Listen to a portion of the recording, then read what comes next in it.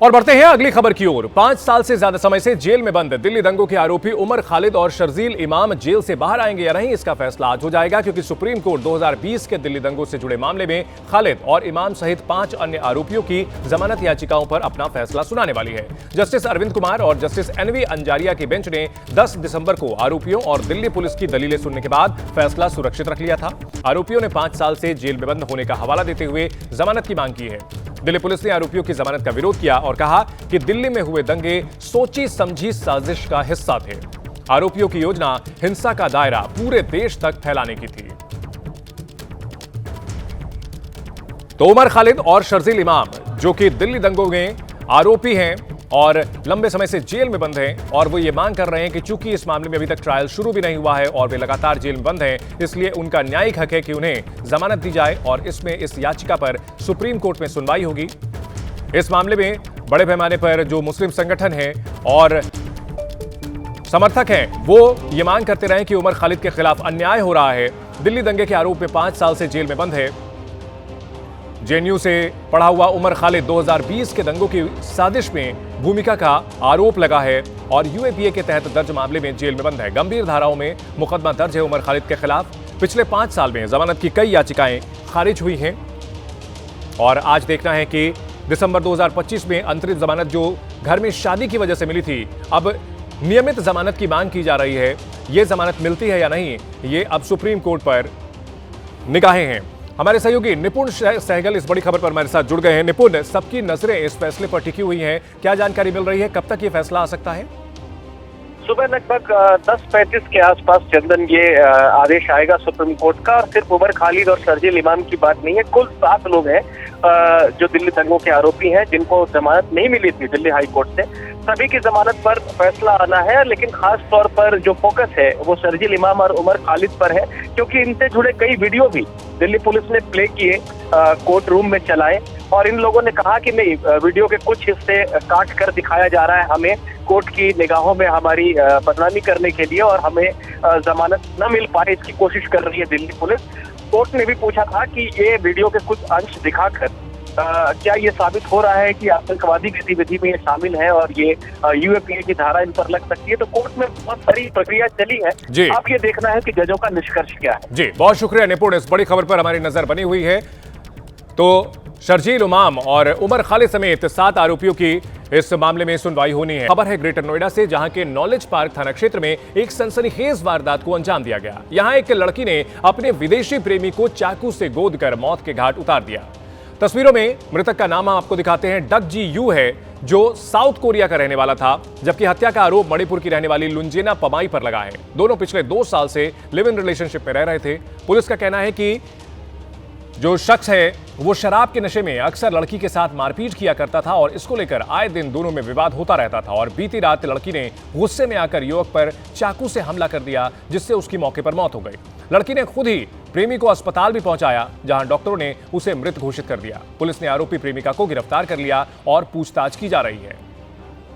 तो 2 साल से लिव इन में रह रहे थे, लेकिन लड़का नशे में लड़की के साथ मारपीट किया करता था। कोरिया का रहने वाला था शख्स और उसकी हत्या कर दी उसकी भारतीय प्रेमिका ने। रात्रि में इनका झगड़ा हुआ, क्योंकि यह व्यक्ति जो जानकारी हुई है कि ड्रिंक करने का आदी था और इसको लेकर आए दिन झगड़ा होता रहता था। रात्रि में झगड़ा हुआ और महिला ने इस पे चाकू से हमला किया, जिससे ये चोटिल हो गया और इसकी मृत्यु हो गई। थाना नालीपाल पुलिस ने तत्काल जो है इसका पंचायतनामा पोस्टमार्टम की कार्रवाई की तथा सुसंगत धाराओं में मुकदमा पंजीकृत कर अग्रिम विधिक कार्रवाई की जा रही है। तो एक विदेशी शख्स की हत्या कर दी गई है और उसकी प्रेमिका ने ही यहां पर हत्या की है। दोनों लिव इन रिलेशनशिप में 2 साल से रह रहे थे और इसकी वजह बनी है नशे में मारपीट किया करता था। ये शख्स कोरियन शख्स नशे में धुत होकर के अपनी प्रेमिका के साथ मारपीट किया करता था। मणिपुर की रहने वाली लड़की ने आखिरकार आजिज आकर के उसके सीने में चाकू उतार दिया। जब उसे होश आया तो देखा कि काफी खून बह रहा था, लिहाजा वो खुद ही लड़के को अस्पताल लेकर के भी पहुंची, लेकिन वहां उसकी मौत हो गई। इस मामले में पड़ताल की जा रही है। विदेशी शख्स की भारत में हत्या की गई है। ग्रेटर नोएडा इलाके में नॉलेज पार्क में दोनों लिव इन में रहते थे और यहीं पर हत्या की इस वारदात को अंजाम दिया गया। नॉलेज पार्क सेक्टर 150 का इलाका चाकू से गोद करके मणिपुरी लड़की ने साउथ कोरिया के अपने प्रेमी की हत्या कर दी है। लड़की को गिरफ्तार कर लिया गया है, पूछताछ की जा रही है। जो वजह बताई गई है, क्या यही इकलौती वजह थी जिस वजह से उसने इस भयानक हत्याकांड को अंजाम दिया या कोई और वजह थी? और अब आपको देश की राजधानी दिल्ली में बेखौफ दबंगों के बुलंद हौसलों की तस्वीरें दिखाते हैं। खाकी के सामने वो गुंडागर्दी करते हैं और दिल्ली पुलिस चुपचाप देखती रहती है। तस्वीरें दिल्ली के लक्ष्मी नगर इलाके से आई हैं, जहां बीच सड़क पर एक युवक को निर्वस्त्र करके बेरहमी से पीटा गया। हैरानी की बात यह है कि मारपीट की घटना के बाद जब पुलिस पहुंची, उसके बाद भी बदमाश पीड़ित के साथ धक्का मुक्की करते रहे। तस्वीरों में आप दिल्ली में बेखौफ बदमाशों की कारगुजारी देख सकते हैं। पीड़ित जमीन पर गिरा हुआ है, उसके कपड़े उतार दिए गए हैं और ये दबंग ताबड़तोड़ उसके ऊपर वार किए जा रहे हैं, पीटे चले जा रहे हैं। पीड़ित ने राजेश गर्ग नाम के आदमी के घर में जिम खोला था और इसको लेकर दो पक्षों में विवाद हुआ। आरोपियों ने युवक की बेरहमी से पिटाई की। पीड़ित की शिकायत पर आरोपी विकास यादव, शुभम यादव, ओमकार यादव और पिंटू यादव के खिलाफ केस दर्ज किया गया है। इस बड़ी खबर पर हमारे सहयोगी सुशील हमारे साथ जुड़ गए हैं। सुशील, राजधानी दिल्ली में बीच सड़क पर एक शख्स की इस कदर बेरहमी से पिटाई की जाती है, कानून व्यवस्था पर गंभीर सवाल खड़े होते हैं। देखिए चंदन, बिल्कुल सही बात ये एकदम सही है कि ये देखिए मैं उसी लोकेशन पर खड़ा हूं और ये वो जिम था जहां जिसको लेकर फिलहाल ये विवाद हुआ और इस जिम को फिलहाल अभी बंद किया गया है। और अगर तस्वीरें में दिखाऊं तो देखिए ये जो तस्वीरें हैं, जब लड़ाई हुई थी तो लड़ाई के बाद किस तरह से तमाम लोगों ने मिलकर जो यहाँ के राजेश गर्ग हैं और उनके बेटे वाशु को मारा पीटा। और उसकी तस्वीरें देखिए, ये जो जिम के बाहर का जो लॉन है वो भी टूट गया है। वजह यह है कि ये वही लोकेशन है जहां पर उनके बेटे को फिलहाल पीटा गया और न केवल पीटा गया बल्कि उसको निवस्त किया गया। लेकिन सबसे बड़ी हैरानी की बात यह है, जिसका जिक्र भी आप कर भी रहे थे, कि दिल्ली पुलिस के जवान खड़े रहते हैं और उनके सामने जो बदमाश हैं वो उस लड़के को पीटते रहते हैं, लेकिन दिल्ली पुलिस कोई कार्रवाई नहीं करती है।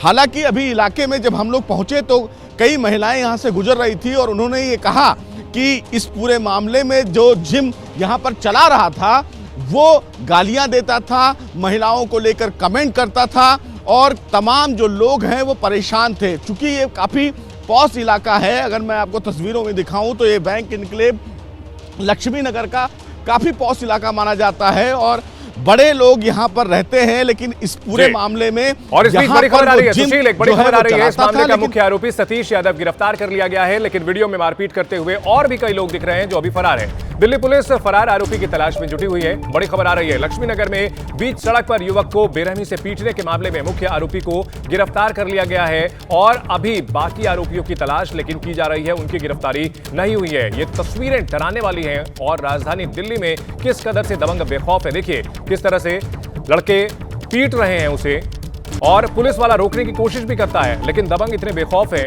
कानून से उन्हें कोई डर नहीं है। और इन सब के बीच देखिए दो तस्वीरें भी सामने आई हैं, किस तरह से अलग अलग तरीके से मारपीट को अंजाम दिया गया है। घर में घुस करके मारपीट की गई है, मुख्य आरोपी को गिरफ्तार कर लिया गया है। सुशील, मुख्य आरोपी गिरफ्तार, बाकी लेकिन उसकी तलाश की जा रही बाकी आरोपियों की क्या जानकारी है? जी बिल्कुल, मुख्य आरोपी जो सतीश है उसको फिलहाल गिरफ्तार कर लिया गया है। जब हमारी सुबह डीसीपी जो ईस्ट है उनसे बातचीत हुई तो उन्होंने कहा कि इस पूरे मामले में 3 टीमें बनाई गई हैं दिल्ली पुलिस की। जो और वीडियो में शख्स दिख रहे हैं उनकी तलाश में दिल्ली पुलिस जुटी हुई है। लेकिन बड़ा सवाल यह है कि जिसका मकान है उस मकान के मालिक ने इस पूरे खबर पर आप नजर बनाए रखें सुशील। इस बड़ी खबर पर हमारी नजर लगातार बनी हुई है। तो महाराष्ट्र के छत्रपति संभाजीनगर की तस्वीरें दिखाते हैं, जहां साड़ी खरीदने की होड़ में भगदड़ मच गई। बताया जा रहा है कि मकर संक्रांति ऑफर के मौके पर साड़ियों पर बड़ी छूट दी जा रही थी। 5,000 रुपए की साड़ी 599 रुपए में मिलने का ऑफर। लोगों ने सुना तो सभी दुकान की ओर दौड़ पड़े। यहाँ 1000 से ज्यादा महिलाएं और लड़कियां दुकान पर इकट्ठा हो गईं और भगदड़ की वजह से 3 महिलाएं दम घुटने से बेहोश हो गईं। आपको बता दें कि त्रिमूर्ति रोड पर नए साड़ी सेंटर का रविवार को उद्घाटन हुआ था और जबरदस्त सेल का ऐलान किया गया और ये सेल बड़ी भगदड़ में तब्दील हो गई। कई महिलाएं यहां पर बेहोश हो गई हैं। तस्वीरों में आप देख सकते हैं यहां पर अफरा तफरी मची हुई है। इस बड़ी खबर पर हमारी सहयोगी नम्रता हमारे साथ जुड़ गई हैं। नम्रता, सबसे पहले बताएं कि इस हादसे में जो चोट जिन लोगों को लगी थी, जो लोग बेहोश हुए थे, वो लोग सभी ठीक हैं और इस मामले में क्या कार्रवाई की गई है? देखिए चंदन, जो फिलहाल इस पूरे भगदड़ में घायल हुए थे, जिसमें से 3 महिलाएं बेहोश हो गई थी, 2 बच्चे जो है वो जख्मी हो गए थे, उनको अस्पताल ले जाया गया। फिलहाल उनकी स्थिति ठीक है। इस पूरे मामले में जो दुकानदार हैं उनके खिलाफ मामला दर्ज करने की जो प्रक्रिया है वो संभाजी नगर पुलिस ने शुरू कर दी है। 5,000 रुपए की साड़ी सिर्फ 600 रुपए में देने का वादा किया गया था। सोशल मीडिया पर लगातार इसको लेकर प्रचार किया गया था, लेकिन जब बड़ी संख्या में भीड़ यहाँ पर पहुंची तो उनके लिए बाकायदा कतार नहीं लगाई गई, उनके ठहरने के लिए जगह नहीं की गई। स्थिति को देखते हुए भगदड़ मच गई, तो दुकानदार जो है उनके खिलाफ मामला दर्ज किया गया है। और बड़ा सवाल लोगों को लेकर भी उठता है कि भीड़ देखी जा रही तो बच्चों को वहां पर ले जाया क्यों गया? जब दुकानदार ने भीड़ देखी तो पहले भीड़ को अलग क्यों नहीं किया? तो तमाम तरह के सवाल जो है वो खड़े होते हैं। लेकिन इस पूरे भगदड़ ने जो है एक बार फिर से पुलिस प्रशासन पर सवाल खड़े कर दिया है कि भीड़ इकट्ठा होने क्यों दी जाती है। क्योंकि अगर आप वीडियो देखिए तो वीडियो में दिखाई दे रहा है कि जो मेन रास्ता है वो भी भीड़ ने ब्लॉक कर दिया था, तो पहले ही कोई कार्रवाई क्यों नहीं की गई? सोशल मीडिया पर 3 महीने पहले से लोकल रिटेलर्स ने ये वीडियो वायरल कर दिया गया था कि आपको 600 की साड़ी 200 में मिलेगी, 5,000 की साड़ी जो है 600 में मिलेगी। तो इस ऑफर को देखते हुए न सिर्फ उसी इलाके यानी कि त्रिमूर्ति रोड के ही लोग नहीं बल्कि दूर दूर से लोग यहाँ पर पहुंचे। बिल्कुल नम्रता, और ये तस्वीरें हम अपने दर्शकों को दिखा रहे हैं अलग अलग तस्वीरों के जरिए। देखिए कैसे यहाँ पर सैकड़ों लोगों की भीड़ इकट्ठा हो गई थी और इसमें महिलाएं थी। और महिलाएं 5,000 की साड़ी जो ऑफर दिया गया था कि 600 रुपए में मिल रही है, 599 रुपए में मिल रही है, इस ऑफर की वजह से यहां पहुंची थी। लेकिन यहां प्रमोशन की वजह से भीड़ तो पहुंच गई, लेकिन इस क्राउड को मैनेज करने के लिए पर्याप्त इंतजाम नहीं थे और यही वजह रही कि यहां कई महिलाएं बेहोश हो गई हैं और अफरा तफरी मची है। महिलाओं के चप्पल यहां छूट गए हैं और इस भगदड़ में 3 महिलाएं बेहोश हुई, कई बच्चे भी घायल हुए हैं। और ऐसे में अब दुकानदार जिसने इस प्रमोशन के जरिए यहां पर अफरा तफरी भगदड़ को अंजाम दिया, उसके खिलाफ कार्रवाई की तैयारी की जा रही है। महाराष्ट्र के संभाजी नगर की ये तस्वीरें हैं। साड़ी का ऑफर दिया गया था, सोशल मीडिया पर बहुत ही आक्रामक तरीके से प्रचार किया गया था, इसकी वजह से बड़ी संख्या में लोग पहुंचे थे। बहुत शुक्रिया नम्रता इस पूरी जानकारी के लिए।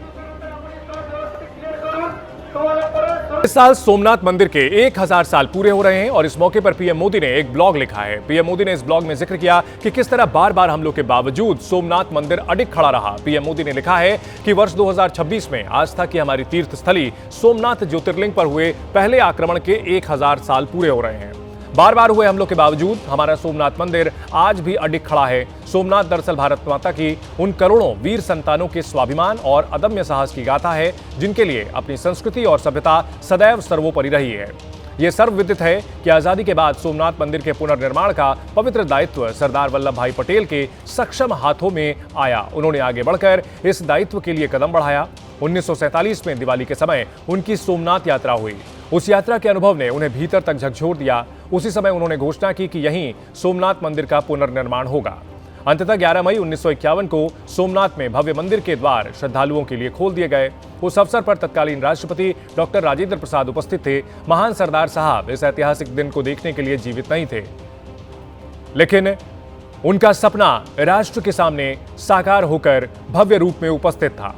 तो सोमनाथ मंदिर पर पहले हमले के 1000 साल पूरे हुए हैं और इस मौके पर प्रधानमंत्री नरेंद्र मोदी ने एक ब्लॉग के जरिए ये बताया है कि किस तरह से सोमनाथ मंदिर का बार बार पुनर्निर्माण किया गया। ये भारत की जीवटता को दिखाता है और साथ साथ उन्होंने उन करोड़ों बहादुरों को भी याद किया जिन्होंने विदेशी आक्रमण का मुकाबला करते हुए अपने प्राण उत्सर्ग किए। पंडित जवाहरलाल नेहरू इस घटना से अधिक उत्साहित नहीं थे। वो नहीं चाहते थे कि माननीय राष्ट्रपति और माननीय मंत्री इस समारोह का हिस्सा बने। उन्होंने कहा कि इस घटना से भारत की छवि खराब होगी, लेकिन राजेंद्र बाबू अडिग रहे और फिर जो हुआ उसने एक नया इतिहास रच दिया। तो सोमनाथ मंदिर के बहाने एक बार फिर से पंडित नेहरू पर हमला बोला है प्रधानमंत्री नरेंद्र मोदी ने। सोमनाथ मंदिर के 1000 साल पूरे होने पर, पहले हमले के 1000 साल पूरे होने पर पीएम मोदी ने ब्लॉग लिखा और इसमें सरदार पटेल और प्रथम राष्ट्रपति राजेंद्र प्रसाद की जमकर तारीफ की गई, लेकिन एक बार फिर से दबे शब्दों में ही सही, लेकिन पंडित जवाहरलाल नेहरू की आलोचना की गई है। 5 साल से ज्यादा समय से जेल में बंद दिल्ली दंगों के आरोपी उमर खालिद और शर्जील इमाम आज जेल से बाहर आएंगे या नहीं, इसका फैसला हो जाएगा। सुप्रीम कोर्ट 2020 के दिल्ली दंगों से जुड़े मामले में खालिद और इमाम सहित 5 अन्य आरोपियों की जमानत याचिकाओं पर अपना निर्णय सुनाने वाली है।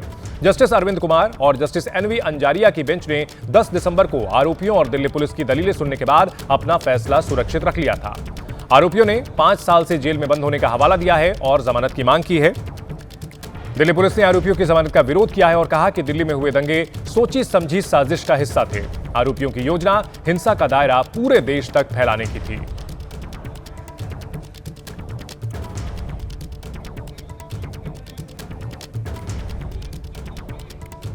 होपफुल हैं हम लोग हमेशा की तरह, और सुप्रीम कोर्ट से ही उम्मीद है कि सुप्रीम कोर्ट इस केस में लोगों को बेल ग्रांट करेगी।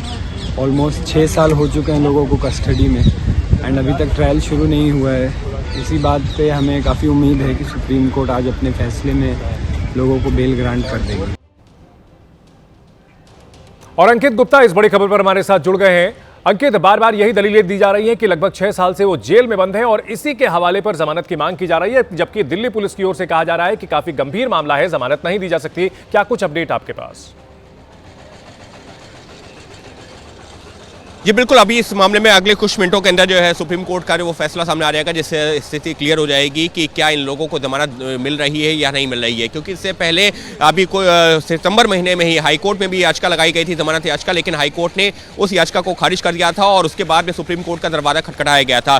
दोनों लोगों की दलील यही है कि वो लोग पिछले 5 सालों से जेल में हैं और इस मामले का जो ट्रायल है, यानी कि जो निचली अदालत में मुकदमा अभी तक शुरू नहीं हो पाया है, तो जब तक ट्रायल नहीं शुरू होता है तो उसके चलते इन लोगों को, इन आरोपियों को जेल में नहीं रखा जा सकता। यही इनकी मुख्य दलील है। जबकि दिल्ली पुलिस की तरफ से जो पेश हो रहे जो है सॉलिसिटर जनरल और एडिशनल सॉलिसिटर जनरल ने साफ तौर पर यह कहा कि इनके ऊपर लगाए गए आरोप काफी गंभीर है। देश में दंगा फैलाने की साजिश थी, एक धर्म विशेष को जो है एक तरीके से उकसाने की साजिश थी और ऐसे में इनको राहत नहीं दी जानी चाहिए। तो दोनों पक्षों की दलीलें पूरी हो चुकी हैं और अब से कुछ मिनटों के अंदर सुप्रीम कोर्ट का आने वाला है फैसला। जी बिल्कुल, इस पूरे मामले की अगर बात करें तो फरवरी 2020 में सीएए के विरोध में जो प्रदर्शन हुआ था, इसमें 53 लोगों की मौत हुई थी, 500 लोग घायल हुए थे। लंबे समय तक दिल्ली में हिंसा की आग ये धधकती रही थी और इसमें उमर खालिद और शर्जील इमाम के ऊपर भड़काऊ भाषण देने के आरोप लगे थे, साजिश रचने के आरोप लगे थे। अगर बात की जाए अंकित, इन दोनों के खिलाफ और बाकी आरोपियों के खिलाफ कई वीडियो सबूत भी थे जो सोशल मीडिया पर भी सर्कुलेट होते रहे हैं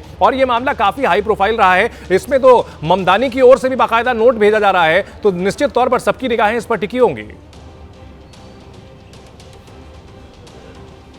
बिल्कुल जो है सबकी निगाहें टिकी हुई है, क्योंकि एक ऐसा मामला है जो काफ़ी चर्चित रहा था। कहा यह गया कि ये जो शर्जील इमाम हो, उमर खालिद हो, ये लोग छात्र नेता रहे हैं, ऐसे में इनको जो है बेवजह फंसाया जा रहा है। लेकिन दिल्ली पुलिस के पास में जो सबसे बड़ी दलील थी वो जो है वो वीडियोस थे जो जिसको लेकर के जो वो कोर्ट में गई थी। उसने कहा था कि उस दौरान जबकि सीएए का देश भर में जो है विरोध चल रहा था, तो शर्जील इमाम हो, उमर खालिद हो, इनके जो कई सारे ऐसे बयान थे। खासतौर पर शर्जील इमाम ने नॉर्थ ईस्ट में जाकर के जो बातें कही थी, जिसमें ये कहा था कि हमको जो है चिकन नेक है जो भारत को जो है भारत के जो है पूर्वोत्तर और ईस्ट वाले हिस्से को जो है जोड़ता है नॉर्थ ईस्ट से, उस रोड को हमको ब्लॉक कर देना चाहिए, दिल्ली को पूरी तरह से बंद कर देना चाहिए, यहाँ पर जो है दूध और जो है खाने के सामान नहीं आ पाए। इस तरीके से जो है देश के खिलाफ साजिश रच रहे थे और इसी वजह से इन आरोपियों के खिलाफ UAPA यानी कि अनलॉफुल असेंबली प्रिवेंशन एक्ट के तहत यहाँ अनलॉफुल एक्ट ये असेंबली प्रिवेंशन एक्ट के तहत इनके खिलाफ जो है ये मामला दर्ज किया गया था। तो UAPA के तहत जो मामला दर्ज किया गया है वो एक बड़ा हथियार हम कह सकते हैं दिल्ली पुलिस की तरफ से।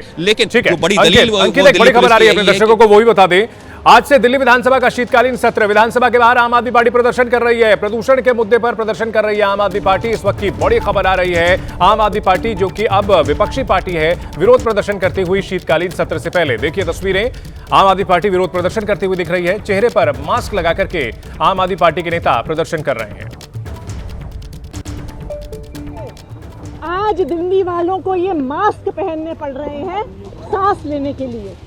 तो आज दिल्ली की जनता की आवाज बनकर भारतीय जनता पार्टी को एक्सपोज करने के लिए आम आदमी पार्टी के सभी विधायक दिल्ली वालों की व्यथा सामने रखने के लिए ये मास्क पहनकर आए।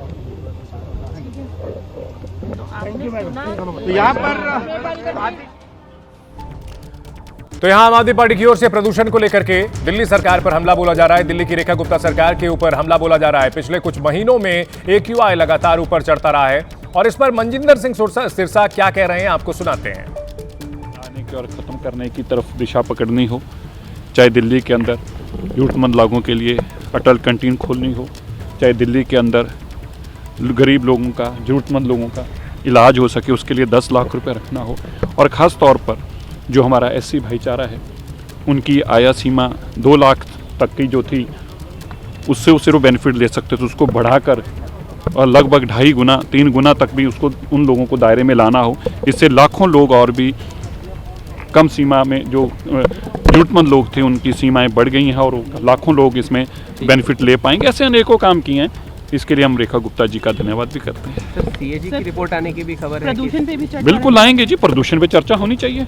11 साल की बीमारी जो हमें मिली है आम आदमी पार्टी ने दी और उससे 15 साल की कांग्रेस ने दी। 1985 के अंदर ये पहली बार सुप्रीम कोर्ट में केस गया था कि दिल्ली की हवा गंदी है। 85 से लेकर 2025 तक ये जो एक लगभग 40 साल का वक्फा निकला है, इसमें कोई भी सरकार नाकाम रही। ये सारी बातें तो कैग रिपोर्ट की भी जानकारियां हैं, वो आनी चाहिए। शीश महल की भी जानकारी आनी चाहिए। ऐसी सारी जानकारियां पब्लिक के सामने आएंगी। सर, सुबह पूरी कैबिनेट की मीटिंग थी, उसमें कुछ खास रहा नहीं, ये तो मुख्यमंत्री जी ने सबको अपनी बातचीत करने के लिए बुलाया था। तो रूटीन की बैठकें हर रोज होंगी, अभी भी थोड़ी देर में होंगी दोबारा। Thank you sir. तो बीजेपी यहां पर बैकफुट पर जाने के बजाय काउंटर अटैक करती हुई और आरोप ये लगाती हुई कि आम आदमी पार्टी के 11 साल में दिल्ली की हवा बेहद खराब हुई। इस दौरान कुछ भी कदम नहीं उठाए गए आम आदमी पार्टी की ओर से और इसी का नतीजा है कि दिल्ली की हवा अभी भी खराब है बीजेपी की ओर से, जबकि कदम उठाए गए हैं। तो देखिए, आम आदमी पार्टी और बीजेपी के बीच प्रदूषण के मुद्दे पर दो हाथ होने के आज पूरे आसार दिख रहे हैं और घमासान शुरू भी हो चुका है। दिल्ली विधानसभा का शीतकालीन सत्र शुरू हो रहा है और बाहर आम आदमी पार्टी के विधायकों ने प्रदर्शन किया, जिस पर दिल्ली सरकार के मंत्री मनजिंदर सिंह सिरसा ने पलटवार किया है। दिल्ली में पिछले कुछ महीनों में AQI लगातार जानलेवा स्तर तक पहुंचता हुआ नजर आया। दिल्ली की बीजेपी सरकार की ओर से दावा किया गया कि हमने कदम उठाए हैं, लेकिन इन कदमों को अमल में आने में और इसका असर दिखने में थोड़ा समय लगेगा। आम आदमी पार्टी की ओर से दावा किया गया कि दिल्ली सरकार की ओर से कोई कदम नहीं उठाए गए हैं, हवा हवाई की गई है, आंकड़ों से छेड़छाड़ की गई है और कुल मिलाकर के घमासान का आज पूरा सीधा असर देखने को मिल सकता है दिल्ली के शीतकालीन सत्र के पहले दिन। दिल्ली में आम आदमी पार्टी जो कि 11 साल सत्ता में रही और अब जो 1 साल से बीजेपी सत्ता में आई है, दोनों के बीच आरोप प्रत्यारोप का सिलसिला जारी है और इन सब के बीच दिल्ली की सीएम रेखा गुप्ता का बयान, सदन में प्रदूषण पर सार्थक चर्चा हो। रेखा गुप्ता ने यह आह्वान किया है। मैं ये समझती हूँ कि पॉल्यूशन जैसा विषय जिसमें सरकार ने स्वयं से होकर के चर्चा पे आमंत्रण दिया है और सभी विधायक इसमें सार्थक रूप में अपनी भूमिका निभाएं और दिल्ली को बेहतर समाधान देने के लिए हम सब काम करें। दिल्ली के भविष्य के लिए और वर्तमान के लिए ये सत्र बहुत ही महत्वपूर्ण है और हम सब की जिम्मेदारी है कि इसका एक एक क्षण हम लोग उपयोग करें।